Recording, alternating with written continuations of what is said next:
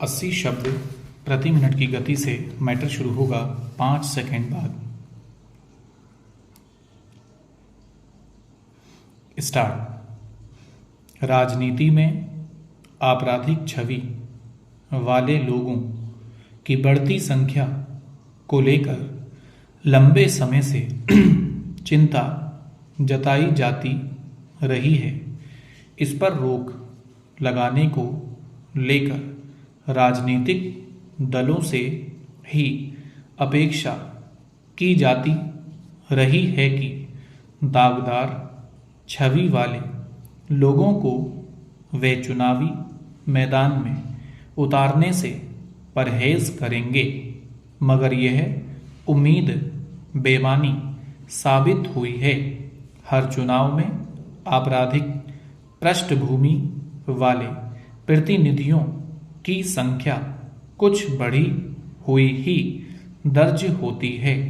ऐसे में एक जनहित याचिका दायर कर सर्वोच्च न्यायालय में गुहार लगाई गई कि गंभीर अपराध के आरोपियों को चुनाव लड़ने से रोका जाना चाहिए। इस पर अदालत ने केंद्र सरकार और चुनाव आयोग से पूछा था कि क्या ऐसा करना संभव है। सरकार ने इस पर कोई जवाब नहीं दिया।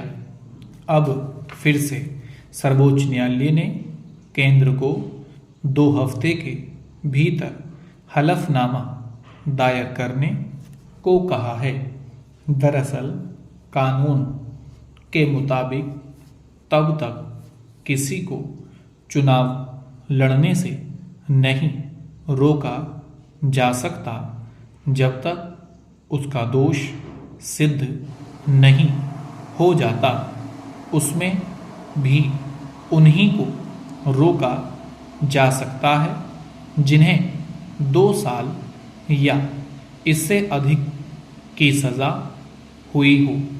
लिहाजा इसके लिए विशेष कानूनी प्रावधान की ज़रूरत है, जो केंद्र सरकार और चुनाव आयोग के सहयोग के बिना नहीं किया जा सकता।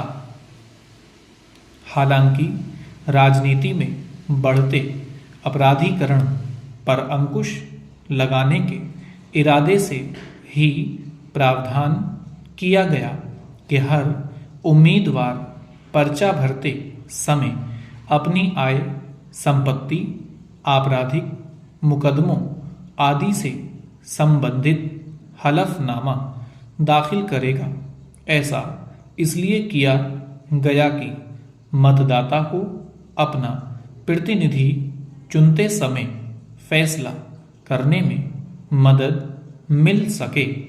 इसमें यह भी उम्मीद की गई थी कि लोग आपराधिक छवि के लोगों को नकारना शुरू कर देंगे और फिर ऐसे लोगों का राजनीति में प्रवेश रुक जाएगा।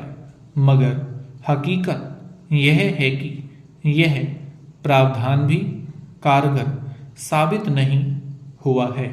पिछले आम चुनाव में चुनकर आए कुल जनप्रतिनिधियों में करीब 43% के खिलाफ आपराधिक मुकदमे दर्ज थे। यह उन्होंने खुद अपने हलफनामे में बताया था। यूं राजनीतिक रूप से सक्रिय लोगों के खिलाफ कई बार किसी रंजिश के चलते या विपक्षी दलों द्वारा बदनाम या परेशान करने की नीयत से भी आपराधिक मुकदमे दर्ज करा दिए जाते हैं। ऐसे ज़्यादातर राजनीतिक मुकदमे प्रायः गंभीर प्रकृति के नहीं होते। चिंता उन लोगों को लेकर है जिनके खिलाफ अपहरण, डकैती, बलात्कार, हत्या जैसे संगीन अपराधों के मुकदमे दर्ज हैं। यह भी छिपी बात नहीं है कि समाज में बाहुबली और दबंग के रूप में पहचाने जाने वाले लोगों का राजनीति में प्रवेश बढ़ रहा है। स्टॉप।